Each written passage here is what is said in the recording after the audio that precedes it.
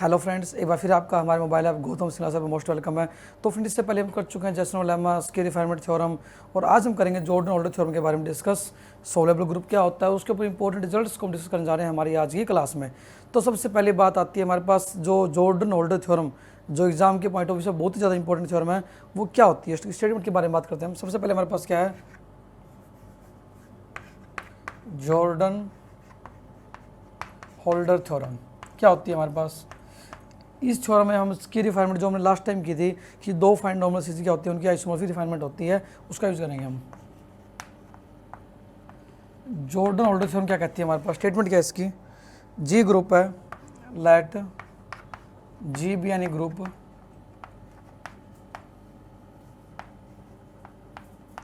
Having composition series. Compound series आपको पता है कि एक फाइनाइट नंबर सीरीज मिलती है हमें, जो क्या करती है हमारे पास डिसेंडिंग सीरीज स्टॉप जाती है आफ्टर फाइनाइट नंबर स्टेप, ठीक है। Then any two compound series are isomorphic, then any two normal series are isomorphic. ये स्टेटमेंट कर रहे हैं हम, इसके बाद उसको प्रूव करेंगे इसका। And therefore have same length, and therefore have same length. Paper में आपके पास स्टेटमेंट भी आ सकती है और स्टेटमेंट प्रूफ भी आ सकती है। तो जॉर्डन ऑल्डर थ्योरम क्या कहती है हमारे पास, जी हमारे पास कोई ग्रुप है जिसके कोई कंपोजिट एग्जिस्ट करती है, then any two normal series are isomorphic. यदि कोई दो नॉर्मल सीरीज होती है हमारे पास, वो क्या होती हैं, आइसोमॉर्फिक होती हैं, और उनकी लेंथ क्या होती है, सेम होती है। ये हमारे पास क्या कहती है, जॉर्डन ऑल्डर थ्योरम। तो इस थ्योरम को प्रूव करेंगे तो उसमें हम बहुत सारे बेसिक रिजल्ट जो हम कर चुके हैं डिस्कस, उनको यूज़ करेंगे। साथ ही से पहले हमने इसकी रिफाइनमेंट थ्योरम की थी, उसको भी हम डिस्कस करने वाले हैं आज की क्लास में। तो जॉर्डन ऑल्डर थ्योरम क्या कहती है, जी कोई ग्रुप है जिसकी कंपाउंड सीरीज एग्जिस्ट करती है, then any two normal series, कोई दो नॉर्मल सीरीज लें हम इसकी, वो क्या होती हैं, आइसोमॉर्फिक होती हैं। मतलब उनके बीच में क्या होती है, 1-1 कोरस्पॉन्डेंस मिलती है, या हम कह सकते हैं कि उनके बीच में एक 1-1 ऑन टू मैपिंग होती है, जो होमोफिज्म भी होती है। एंड जो लेंथ होती है उनकी सेम होती है। इसका हम प्रूव करने जा रहे हैं। जी कोई ग्रुप है जिसकी कंपाउंड सीरीज हमें गिवन है, we have to prove that any two normal series are isomorphic. हम प्रूव करने जा रहे हैं हमारे पास दो नॉर्मल सीरीज क्या होती हैं, आइसोमॉर्फिक होती हैं। इससे पहले मैंने कहा था कि जो इसकी रिफाइनमेंट में कि दो नॉर्मल सीरीज की जो रिफाइनमेंट होती है वो आइसोमॉर्फिक होती है। अब हम बात करेंगे दो नॉर्मल सीरीज क्या होती है हमारे पास, आइसोमॉर्फिक होती हैं।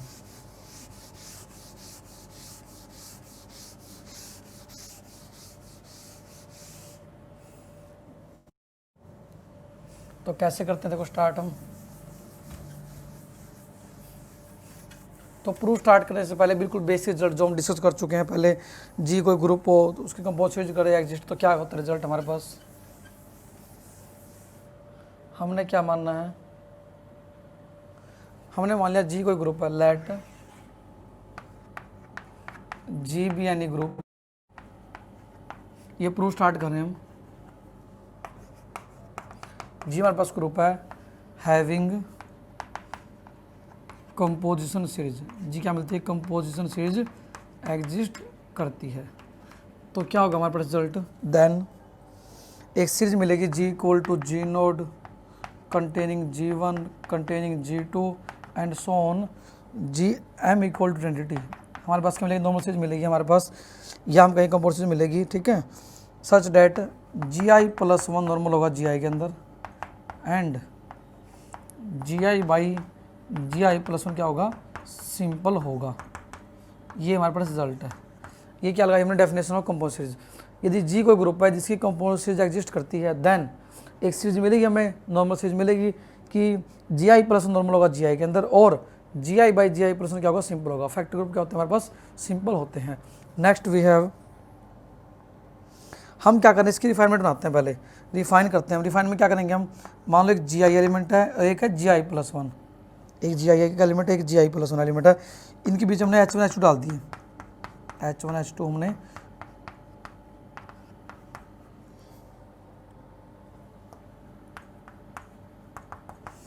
ये क्या है हमारे पास, ये ध्यान देना आपको, ये क्या है, रिफाइनमेंट है।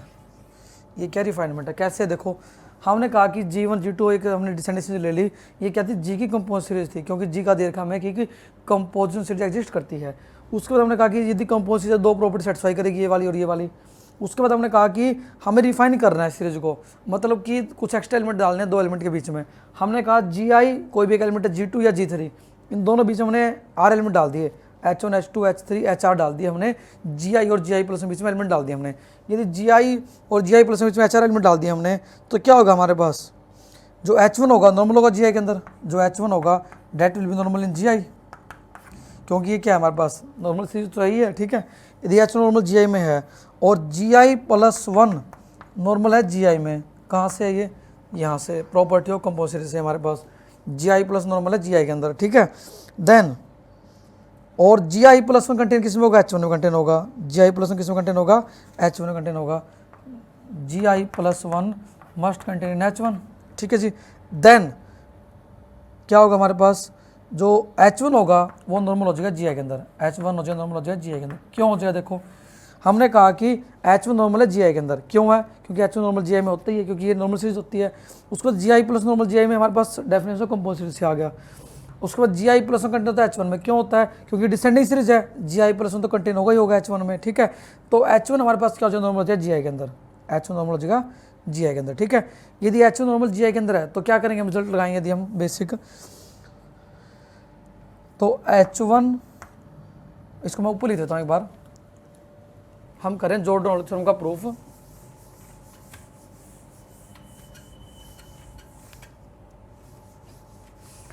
तो देखो हमने क्या लिया, पहले जी की कंपोजिट ली हमने, जी कंपोजिट लेने के बाद हमने कहा कि जी की कंपोजिट है तो Gi प्लस नॉर्मल Gi के अंदर होगा, और Gi बाई Gi प्लस क्या होगा, सिंपल होगा हमारे पास, Gi बाई Gi प्लस क्या होगा, सिंपल होगा। जहाँ पे जरूरत पड़ेगी हम इसको यूज कर सकते हैं रिजल्ट को यूज करने के बाद देन वी हैव क्या आएगा, हमारे पास H1 आया था नॉर्मल इन Gi, कहाँ पे आया था, यहाँ पे आया था H1 नॉर्मल Gi के अंदर। यदि H1 नॉर्मल Gi के अंदर है तो H1 बाई Gi प्लस 1, यदि दो ग्रुप नॉर्मल होते हैं उनके फैक्टर ग्रुप भी क्या होते हैं, नॉर्मल होते हैं, रिजल्ट होता है हमारे पास, ठीक है जी। बट गिवन क्या है हमारे पास, ये क्या सिंपल है। देखो हमने कहा कि H1 नॉर्मल Gi में था, H1 नॉर्मल इन Gi था ही, डेफिनेशन से था, ठीक है। H1 नॉर्मल Gi में तो H1 और Gi का जो फैक्टर ग्रुप बनेगा हमारे पास वो भी क्या नॉर्मल होगा, और यदि दोनों नॉर्मल हैं और ये क्या सिंपल है, ये क्या है सिंपल है। क्यों सिंपल है, क्योंकि जी की हमें कंपोजिट सीरीज दे रखी है, एग्जिस्ट करती है। यदि जी की कंपोजिट सीरीज एग्जिस्ट करती है देन भी क्या होगा हमारे पास, Gi बाई Gi प्लस क्या होगा, सिंपल होगा। क्योंकि यदि कोई भी जी ग्रुप की हमारे पास कंपोजिट एग्जिस्ट करती है देन क्या होता है हमारे पास, Gi by Gi plus simple होता है, और Gi प्लस नॉर्मल होता है Gi के अंदर। तो ये second property Gi by Gi plus simple होगा, कब, जब जी की कंपोजिट एग्जिस्ट करती है, हमें गिवन है। तो यदि ये सिंपल है तो ये भी सिंपल होगा, यदि ये इसके नॉर्मल है, दोनों क्या होंगे, सिंपल होंगे। सिंपल होंगे तो क्या होगा हमारे पास, देखो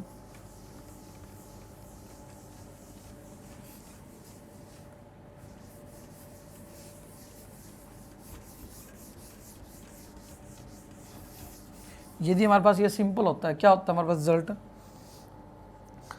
जो इसका सब ग्रुप है ना H1 बाई Gi प्लस 1 या तो इक्वल होगा Gi by Gi plus 1 equal होगा, या H1 बाई Gi प्लस 1 क्या होगा, इसकी आइडेंटिटी के इक्वल होगा। इसकी आइडेंटिटी क्या होती है हमारे पास, Gi प्लस 1 होती है, ठीक है जी।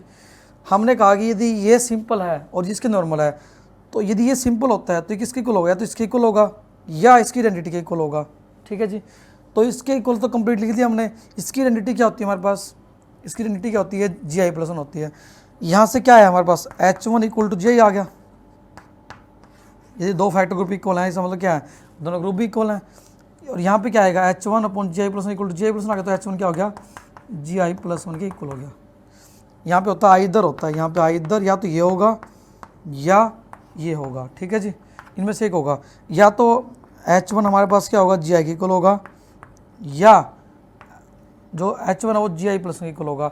बेसिकली H1 था क्या हमारे पास, हमने कहा था कि Gi के बीच में हमने Gi और Gi प्लस 1 के बीच में हमने H1 H2 HR एलिमेंट डाले थे। हम कह रहे हैं कि जो एलिमेंट हमने यहाँ पे जूम किया था, रिफाइनमेंट बनाई थी हमने, वो एलिमेंट है तो इसके इक्वल आ रहा है या इसके इक्वल आ रहा है। इसका मतलब क्या हुआ हमारे पास, यदि H1 ही Gi और Gi प्लस 1 किसी एक के इक्वल आ रहा है तो H2 भी किसी इक्वल होगा इनमें से ही, या तो जी आई के इक्वल होगा या जी आई प्लस वन के इक्वल होगा। तो इस तरह से करते करते हमारे पास जो आर एलिमेंट थे हमारे पास, इनमें से कुछ एलिमेंट तो हमारे पास जी आई के इक्वल होंगे या कुछ होंगे हमारे पास जी आई प्लस वन के इक्वल होंगे। तो ये देखो सबने सिंपल का रिजल्ट ये अप्लाई किया, सिंपल है तो क्या होगा, ये या तो खुद के बराबर होगा, यदि कोई ग्रुप सिंपल होता है तो उसका कोई प्रॉपर सब ग्रुप नहीं एग्जिस्ट करता, प्रॉपर नॉर्मल सब ग्रुप नहीं होता तो हमारे पास क्या होता है, या तो खुद के इक्वल होता है या आइडेंटिटी के इक्वल होता है। इसकी आइडेंटिटी क्या होती है हमारे पास, जी आई प्लस वन होती है, इसकी आइडेंटिटी इसके इक्वल होती है। तो हमने कहा कि यहाँ एच वन जी आई के इक्वल होगा या एच वन जी आई प्लस वन के इक्वल होगा। हमने एच वन एक उठाया था बीच में से, तो वो या तो जी आई के इक्वल आ रहा है टर्मिनल के या जी आई प्लस वन के इक्वल आ रहा है। इसी तरह से एच वन भी एच टू भी हमारे पास या तो जी आई के इक्वल होगा या जी आई प्लस वन के इक्वल होगा। तो इस तरह से हमारे पास एक सीरीज बनेगी, क्या बनेगी हमारे पास एक सीरीज बनेगी। आप इन थ्योरम को अच्छे से देखेंगे क्योंकि ये आने वाले जो सिलेबस है उसका बेसिक पार्ट रहेगा।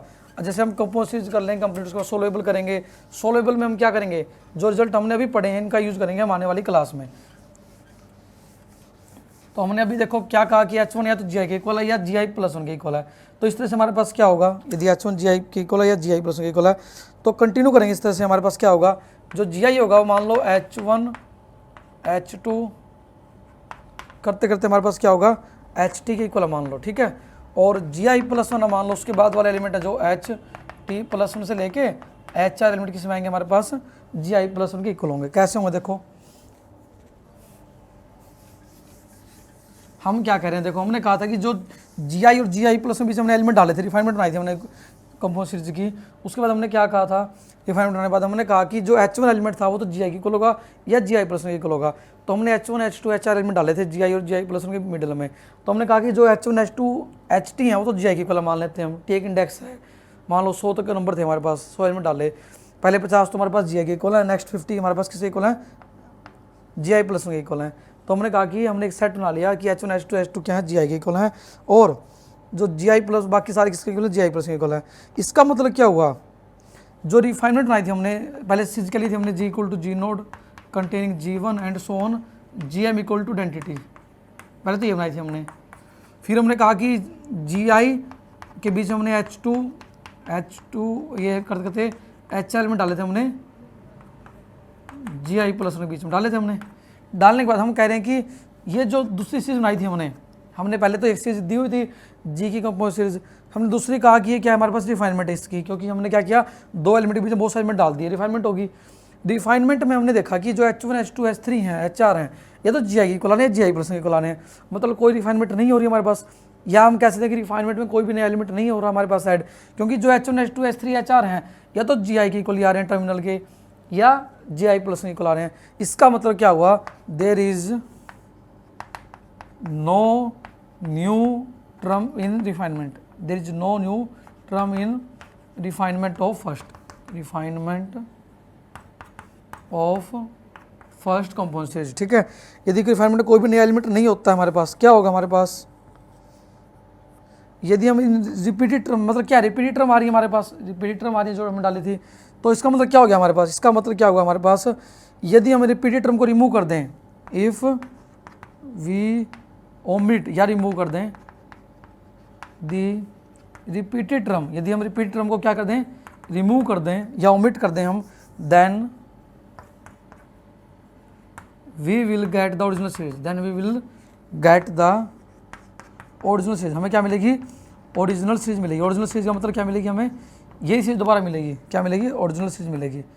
हमने क्या कहा, हमने जी की कंपाउंड सीरीज दे रखी थी, हमने इसको रिफाइन किया, रिफाइनमेंट हमने देखा कि कोई भी एलिमेंट ने ऐड तो किया हमने, बट टर्मिनल के इक्वल ही आ रहे हैं। तो इसका मतलब क्या हुआ कि हमारे पास कोई नई टर्म नहीं आई, रिफाइनमेंट किसी हमने कंपाउंड सीरीज की रिफाइनमेंट की उसमें कोई नई टर्म नहीं आई, नई टर्म नहीं आई तो हमारे पास क्या कहेंगे हम, यदि हम रिपीटेड टर्म को ओमिट कर दें, रिमूव कर दें, then will get the original series, हमें क्या मिलेगी, जो सीरीज पहले थी वही मिलेगी हमारे पास।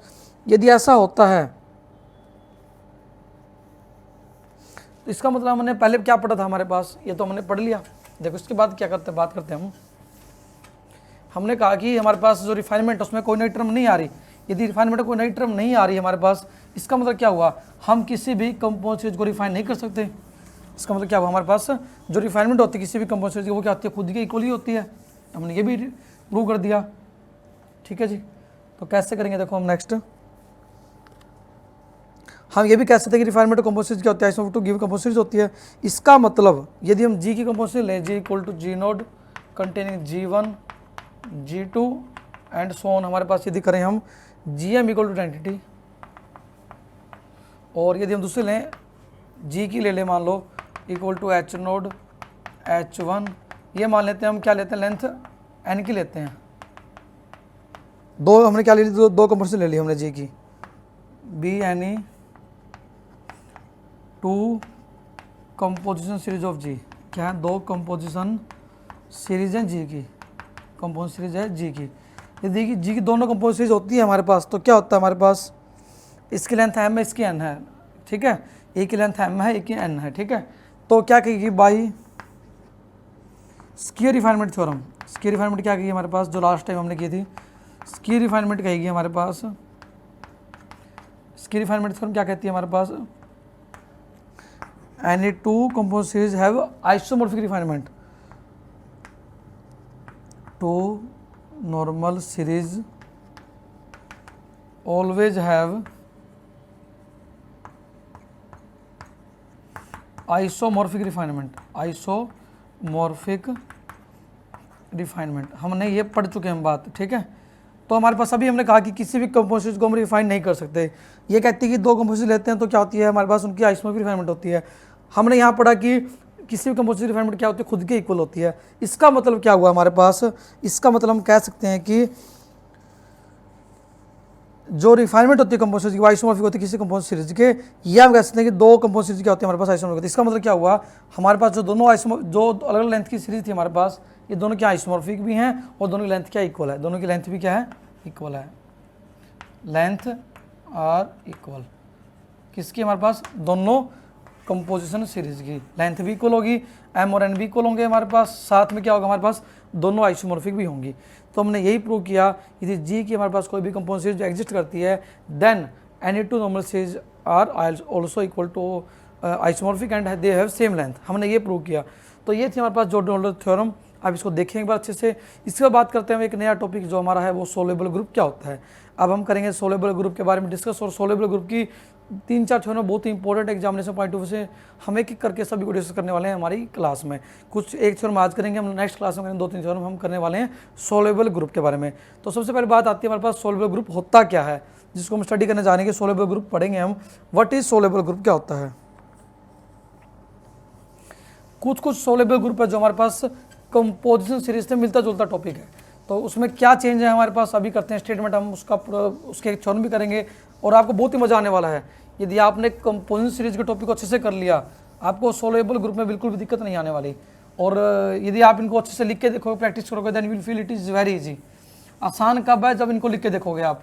मैथ में सब कुछ आसान है, बट आपको प्रैक्टिस तो करनी पड़ेगी। The only way to learn mathematics is to do mathematics. मेरा ये फेवरेट कोट्स है कि the only way to learn mathematics is to do mathematics. Math को सीखने एक ही तरीका है, जितनी ज़्यादा प्रैक्टिस आप कर सकते हो उतनी ज़्यादा करो, ताकि आपको एक चीज़ समझ में आए, आपको कंसेप्ट समझ में आए आपको, और आपको जो आपके जो टॉपिक्स हैं वो अच्छे से कवर हों। तो उसके लिए मेहनत तो करनी पड़ेगी आपको, मेहनत का कोई सब्स्टिट्यूट नहीं है। आप जितना ज़्यादा लिख के देखोगे उतना ज़्यादा आपको कंसेप्ट क्लियर होंगे, उतना ज़्यादा मज़ा आएगा आपको मैथ को पढ़ने में। नेक्स्ट बात आती है हमारे पास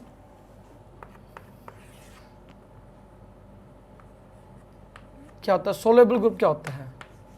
सोल्वेबल ग्रुप क्या होता है, सोल्वेबल ग्रुप क्या होता है हमारे पास। जैसे हमने कंपाउंड सीरीज पढ़ा, इसी तरह हमारे पास है सोल्वेबल ग्रुप का कंसेप्ट। हमारे पास let G be any group, हमारे पास जी क्या दे, कोई भी ग्रुप दे रखा है। यदि जी कोई ग्रुप है हमारे पास, यदि इसके सब ग्रुप के हमें क्या मिले, एक नॉर्मल सीरीज मिले। यदि हमारे पास कहते हैं कि G equal to G node containing G1 G2 and so on, GM equal to identity, हमारे पास क्या मिले, बी एनी नॉर्मल सीरीज। यदि हमारे पास क्या मिले, एक नॉर्मल सीरीज मिले हमें। नॉर्मल सीरीज मतलब क्या है कि जो GI+1 है नॉर्मल होंगे GI के अंदर। ये हम कर चुके हैं पहले बात इसके बारे में, ठीक है। सच डैट कैसे मिले, सच डैट प्रॉपर्टी क्या सेटिस्फाई करे, सच डैट GI/GI+1 क्या हो हमारे पास, अबिलियन हो। GI/GI+1 क्या हो हमारे पास, अबिलियन हो। अब हमने बात की, देखो सिंपल था, हमारे पास GI/GI+1, अब हमारे पास क्या है, GI/GI+1 क्या है, अबिलियन। अबिलियन क्या होता है, कॉम्पिटेटिव प्रॉपर्टी। देखो हमारे पास जी कोई ग्रुप है, जी की यदि हमें कोई डिसेंडिंग सीरीज मिले, कैसी, नॉर्मल सीरीज, इस तरह से कि GI नॉर्मल सीरीज बोल दिया तो GI+1 नॉर्मल होगा, GI के अंदर ऑटोमेटिकली होगा। प्लस क्या होगा, सच डैट GI/GI प्लस क्या होना चाहिए, बिलियन होना चाहिए हमारे पास। एंड दो कंडीशन हमारे पास होनी चाहिए हमेशा कि हमारे पास क्या हो, GI प्लस नॉर्मल GI में हो, और GI/GI प्लस 1, या हम कह सकते हैं फैक्टर ग्रुप जो हमारे पास हैं वो अबिलियन होने चाहिए। तो फ्रेंड्स ये था हमारे पास सोलेबल ग्रुप की डेफिनेशन, और अब हम करेंगे सोलेबल ग्रुप की बहुत सारी थ्योरम्स को प्रूव। तो हमारे पास जी कोई ग्रुप था, हमारे पास जी की हमें कोई कंपाउंड चीज़ दे रखी थी, हमारे पास नॉर्मल चीज़ दे रखी थी हमें। देन नॉर्मल चीज़ तो GI प्लस नॉर्मल GI में होगा ही होगा, एंड GI/GI प्लस बिलियन भी हो हमारे पास। देन जी को हम क्या बोलते हैं, सोलेबल। कब बोलते हैं, जी हमारे पास ग्रुप हो, जी के हमें सब ग्रुप के एक हमारे पास नॉर्मल सीरीज मिले, हमें डिसेंडिंग सीरीज मिले, such that factor group GI/GI plus हमारे पास क्या हो, बिलियन हो, then that group is called soluble group. अब हम करेंगे बहुत सारे रिजल्ट सोलेबल के ऊपर प्रूव उनको आने वाली क्लास में। तो फ्रेंड्स करते हैं स्टार्ट हमारा नेक्स्ट रिजल्ट। एक बार फिर हम करेंगे, यदि कोई ग्रुप सोलेबल हो तो उसका जो सब ग्रुप होता है वो भी क्या होता है, सोलेबल होता है। तो बहुत सारे इंपॉर्टेंट रिजल्ट हम करने वाले हैं। यदि कोई ग्रुप सोलेबल होता है तो उसका फैक्टर ग्रुप भी सोलेबल होता है, और यदि ग्रुप भी सोलेबल हो, फैक्टर ग्रुप भी सोलेबल हो, तो हमारे पास ग्रुप भी सोलेबल होता है। ठीक है, तो बहुत सारी चीज़ें हम पढ़ने वाले हैं और बहुत ही मज़े आने वाला आपको इस सेशन में। तो करते हैं फ्रेंड्स हमारे सेशन को स्टार्ट। हम आप एक बार, मैं ये कहूँगा आप एक बार इस सेशन अच्छे से कर लें, सोलेबल वाले को कंप्लीट अच्छे से। हम नेक्स्ट क्लास में सोलेबल को पूरी डिटेल से कर लेंगे। सोलेबल डेफिनेशन आप कर लो अच्छे से एक बार, हम नेक्स्ट क्लास में डिस्कस करेंगे सोलेबल ग्रुप की फर्स्ट थ्योरम क्या होती है हमारे पास, और 4 थ्योरम है, एक सेशन पूरा हम पूरा ही सोलेबल पे डिस्कस कर लेंगे। तो thank you friends for being live with us, keep enjoying mathematics. Thank you friends.